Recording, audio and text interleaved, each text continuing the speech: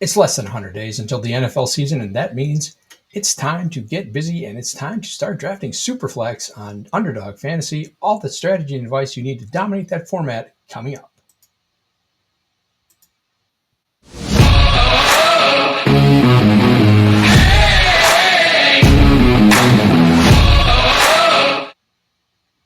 Welcome into the Draft Lab. I'm Joel Worth, and this is the IDP Plus Best Ball Podcast. Yes, that's right. The puppy has filled, and that means it is time for the Superflex Puppy on Underdog Fantasy. One of my favorite formats. I think there's a lot of structural things you can do to kind of really dominate this format. I don't think this is a solid format at all. So let's get into it right away. So you can see this is the Puppy But Superflex out here on Underdog Fantasy. 225,000 entries, so less than half of Best Ball Mania, $5 per entry, and then $1 million prize pool. So that's pretty nice. 20, 30-second clocks or slow drafts, either one. You can do either. So that's nice. Let's look at the advanced structure. Standard 2 of 12. So you play against your draft pod in weeks 1 through 14, top 2 advance. And then a little bit easier advanced structure to get through the playoffs into the final than what you would see in Best Ball Mania, 1 of 10, and then a 2 of 375 seed final. A little bit different. That's 1% of the people who advance get through to the finals. Much easier than like a Best Ball Mania where it's 1 of 13, 1 of 16. So less than 0.5% of the people who advance get through to the final. So a little bit easier to get through there. We're about 13.7% full, about 4 full days into the contest. So pretty good fill rate. And then 20 draft rounds, so a little bit different than a Best Ball Mania. So you get 2 extra rounds because you've got the Superflex. A little bit different there. $100,000 to the winner, 75 to second. That's nice. Nice little consolation prize. Instead of getting half what the winner does, you get 3/4. Third place gets half the winner's share. That's nice. Can't complain about that. And then if we go down here,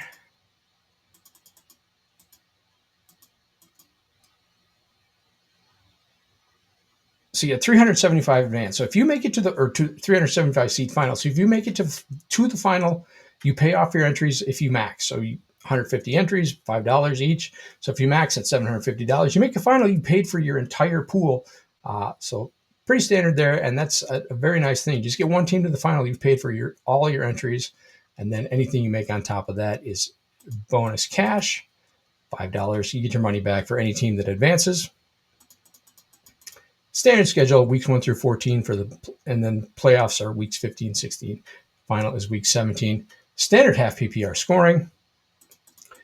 And then this is where things get really different than a standard Best Ball Mania or a Puppy, just single quarterback tournament. Again, you can see you've got 12 bench spots, so it's a 20-round draft.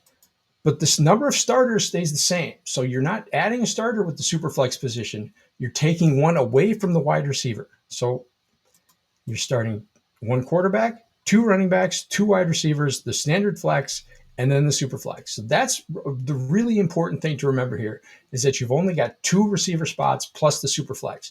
That changes how you draft significantly, and we need to talk about that and how we're going to change our draft strategy based on that. So the most important thing to address here in a Superflex tournament is how and when are you going to draft your quarterbacks? You can draft them early or are you going to wait? I am a proponent of drafting my quarterbacks early. I don't like to wait. And if you think about it, with the lack of the third receiver, it takes away the importance of having that positional difference at the wide receiver position and switches it to the quarterback. So you don't have to compare your top receiver to your fourth receiver. You really have to compare it to your second, maybe your flex receiver, and your second quarterback.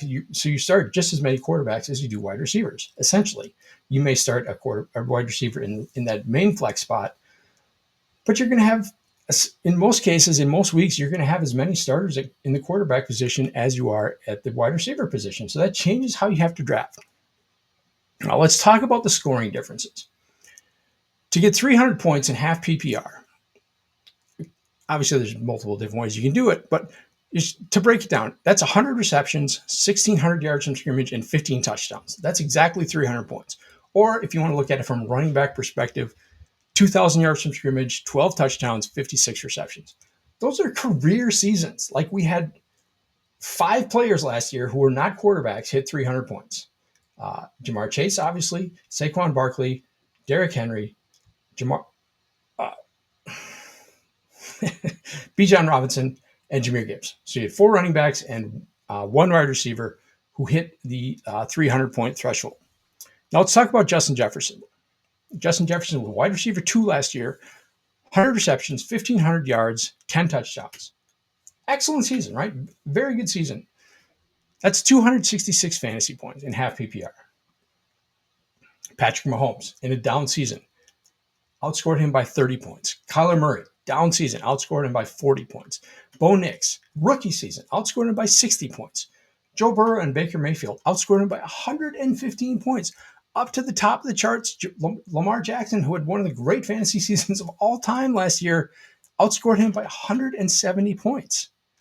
So you can see that if you take away that positional variability that you don't, where you're evening up the positions and there's no kind of replacement level cost to drafting a wide receiver, then it's really hard to justify taking a position player at instead of a quarterback early. Even those like tier 2 quarterbacks are outscoring the career seasons from the top players at the running back and wide receiver position. And you go down to tight end. Brock Bowers, who tight end 1 last year, scored 200 fantasy points, just over 200. He's getting lapped by those top over. You're losing over 100 fantasy points, just those tier 2 quarterbacks. So it just really, to me, does not make a lot of sense to try and draft a skill position, non-quarterback skill position player to try and get an advantage when you're getting lapped by those second and third tier quarterbacks who are just going to score more consistently and more regularly in a given week than your top running backs and wide receivers. Just the threshold that you have to meet to have an elite season, to play every week, to have an elite season, just to get to that 300 points threshold that not most quarterbacks, but the top tier quarterbacks hit regularly. It just doesn't make a lot of sense. So I am a proponent of drafting quarterback early and drafting quarterback often. I typically like to have 3 quarterbacks in the first 5 to 6 rounds, depending on where you're drafting, right? If you're drafting like on a turn where you can, you've got a position where you can take a skill position player and then get a similar quarterback to what you could get around the turn. I'm fine with that. But I definitely want to have 3 quarterbacks in the first 5 to 6 rounds. That is very important, or you're just going to fall so far behind that it's going to be almost impossible to keep up, because the field, I think the field has changed a little bit in the 4 days since this contest has been open. Early on, you were seeing people, take the Jamar Chases, the Saquon Barkleys earlier than those top tier quarterbacks. Doesn't make a whole lot of sense to me. That has changed. Most Superflex drafts you do now, you're going to see the first 5-6 picks are going to be quarterbacks almost exclusively. So if you're someone who, you're sitting at the back end of the first round, you say, okay, I'm going to wait. You're going to fall so far behind a quarterback, the most important position, the most consistent, the highest scoring position. It's going to be really hard to catch up. You just don't have that. You cannot create that much value from your other positions relative to the replacement level that the other players can with their top quarterbacks. So if you think about it, if you're drafting on the turn and don't take the back end of the first round, the 12-13 turn, and don't take a quarterback, and then you wait until the 3-4 turn, you're getting Drake May, Jordan Love, something like that. Guys are going to peak at probably 250 points, something like that. Obviously, that's right there with what Justin Jefferson did. But you've got Lamar, the other side of the board, you've got a Lamar Jackson, you've got Caleb Williams, Brock Purdy, Jared Goff. Those teams are putting up 700, almost 800 points and getting 750, 800 points out of the quarterbacks. You're getting so far behind. So to me, it just doesn't make sense to wait on quarterbacks. You have to push them up, and you just can't wait till you're going to have to push quarterback up at some point, right? You're going to have to push them up to ADP. So you might as well push them up early and get the better players than to wait longer and where you're pushing up, mid-tier quarterbacks. That doesn't make a whole lot of sense. You're just going to fall too far behind. So that's not something I am willing to do. I'm going to take quarterbacks early, and I'm going to take them often. So before we get into the strategy, let's talk about our friends at Fast Draft. Start drafting faster with Fast Draft. Go to fastdraft.app, download the app, and you can put in my promo code +Joel, that's PlusJoel, get a $50 deposit match on your first $50. So many cool options here. You've got your Origins drafts. If you're a Dynasty player who's been studying the rookies for your Dynasty drafts, you got all rookie drafts and the Origins drafts. You've got IDP drafts, which we love around here, obviously. You can get your email in there. They're sending out bonus codes. They do free drafts on Fridays where you do bulk drafts. You can just plug in your rankings and just do a bunch of drafts at the same time. Start drafting faster on Fast Draft with promo code +Joel. Now, let's talk about strategy in Superflex. I'm going to be a little bit contrarian here, and I'm going to do something. I'm going to tell you to do something. I'm not going to tell you to do something. I'm going to tell you what I do, and that's different from what I think the field does. I prefer to go with a heavy 0 RB build in these Superflex drafts, and I'll tell you why. If you only need to start 2 receivers, I want to get 3 to 4 receivers right away, and then just be done, and then address the running back position with just bulk running backs. I've got 20 roster spots, so I can just take a bulk. I can take 7 running backs. I can take 8 running backs. I can address the running back position with bulk, because if you think about it, if you only need to start 2 receivers and you get 3 to 4 kind of top 20, top 24 guys right away, you are almost never going to need those wide receiver 3s, wide receiver 4s that you typically see get drafted inside the top 100 in a standard 1 quarterback draft. So what I'm going to do is I'm going to get 3 to 5 receivers and then get out, and then just move on to other positions, running backs, tight ends, maybe a third, obviously 4th quarterback, something like that, and just address the running backs with volume. That's not what the field does. The field goes pretty heavy run. They almost go the opposite. If you look at the ADPs for the running backs in these drafts, they go higher. They get taken before the wide receivers. They would typically get taken after in a single quarterback draft. So if you look at the BBM ADP compared to the Superflex ADP, and ADPs have shifted a little bit, right? There's been some changes. So it's going to take a while for the ADPs to stabilize, but I think right now they're pretty close to what's actually happening. The running backs, you're kind of who go in the 20s, early 30s in a regular 1 quarterback draft, they get kind of pushed up, and those receivers get pushed down. So I want to take advantage of that. I want to grab those receivers early, get 3 to 4 elite ones, and then just be done, and know that I'm never going to need that second tier of those second, third, fourth tier wide receivers, because I've got that position filled and taken care of. Now, what you're going to see when you do this, or we're going to see in any draft, is when you get to rounds 8 through 10, you're going to see just a giant cluster of the wide receiver 3, 4 types that would typically go in the top 100 in a single quarterback draft. There's just going to be a huge chunk of these receivers that the market doesn't want. And the market is correct. You shouldn't want those receivers. I'm talking about the Ricky Pearsalls, the Jacoby Myers, the Jaden Reed, Matthew Golden types, Juwan Jennings, that kind of tier, that group. There's just a bunch of them. So you'll look at, if you sort by ADP during your draft, you'll just see this bunch of like 12, 15 receivers that would typically be taken early that are just getting pushed down. So if you're drafting the way I do, you need to be careful, and just you can't look at that list and say, oh, I can grab a running back from, I'm 5 picks away and there's 12 wide receivers. The market just doesn't want those receivers. So the running backs and tight ends that you want to get to start your draft and to building those positions, they're just going to get picked up, pulled from the backside of that wide receiver group. So just be careful of that. Don't look at that group of 10, 12, 15 players and think that you've got space on the backside to get the running backs and tight ends that you want, because those players are going to get picked up. They're going to get taken, and you can get really boxed out hard. I did a draft the other day where I thought I could get to the running backs. They got like, I thought I could take like a Brian Robinson and Isaiah Pacheco. I thought I could start my running back group with those guys, and they just got plucked away from me. So I had to take, go down to the next tier, the Cam Scadabo, Tyrone Tracy group, and start taking some running backs, thinking I could get tight ends after that, and then they got picked up. So I got down. And all of a sudden, I'm looking at like Jake Ferguson is the best tight end in the board. And that's horrible, right?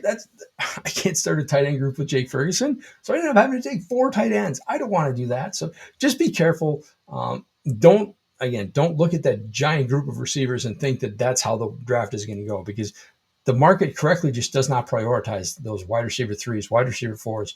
Those are pretty useless. I would rather get my 3 to 4 wide receivers that I want, depending on bye weeks, right? And depending on some correlations. We'll talk about that a little bit. But then just stop taking one until the end. And then I can get some late stack pieces. If I have a Jared Goff, I can go get an Isaac Tesla. If I have a Jordan Love, I can go get a Dontavian Wicks or something like that.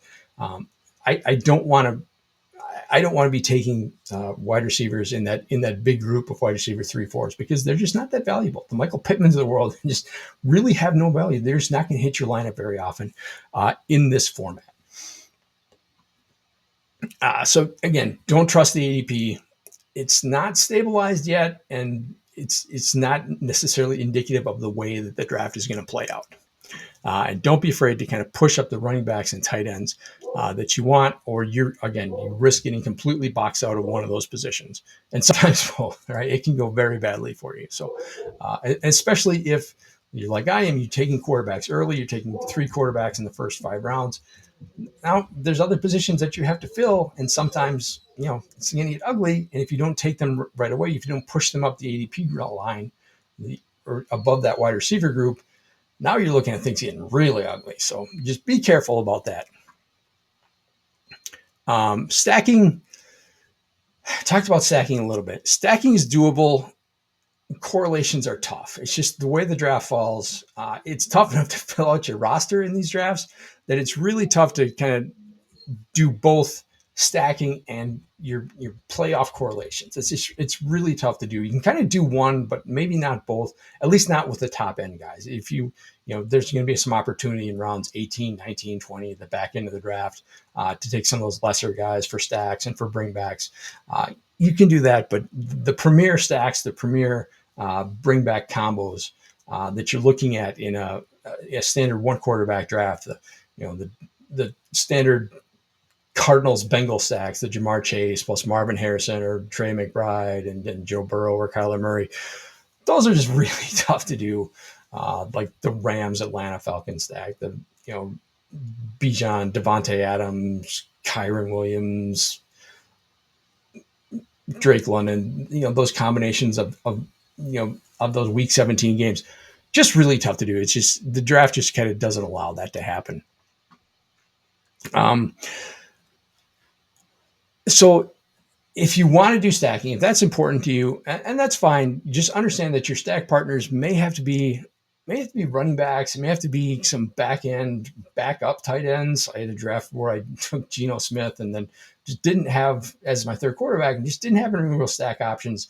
Didn't want to take Jack Besh in that kind of middle group of receivers because I didn't want to be drafting those group. So I ended up with Michael Mayer as a backup tight end.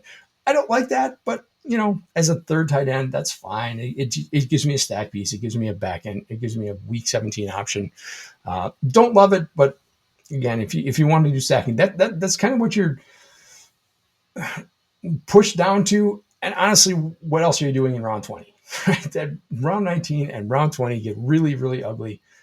So just understand that your primary stack partners are going to be really tough to put together if you're doing this properly. So just understand that you're not going to be able to stack everything that you want to. So let's talk about the Fantasy Football Expo. It's the end of May here in Canton, Ohio. It's kind of a crappy day, but when we get to August, the weather is going to be beautiful. So start getting your tickets now and start planning your trip right here to Canton, Ohio for the Fantasy Football Expo.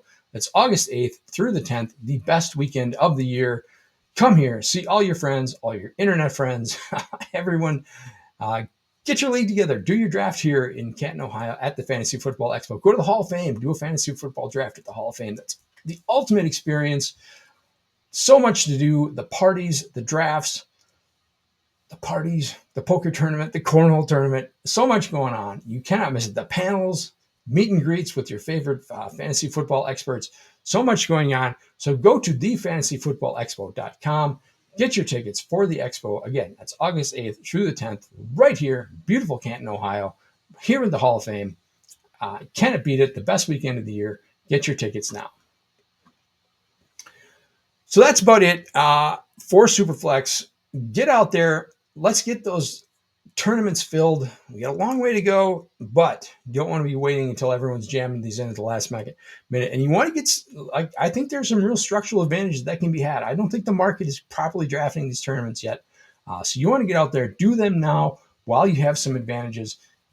Hopefully you can use the advice that I gave you and build yourself a winner. Get to the finals with the Puppy Butt Superflex. So that's it for this week. Do me a favor, like the video, subscribe to the channel. We've got so much cool stuff coming up here at IDP Plus. You do not want to miss it. Go to the website, get a subscription now, get the information, get the tools, get the articles, get the rankings that your league mates do not want you to have. June and July are our busiest times of the year for picking up subscriptions. That means your league mates are probably subscribing to IDP Plus, and they don't want you to. So don't let them win. Get a subscription to IDP Plus. That's it for this week. Thanks for checking out the show. And we will be back next week with more best ball and in the best ball streets, Underdog, DraftKings. So much fun stuff going on. We will see you next week on the IDP Plus Best Ball Podcast.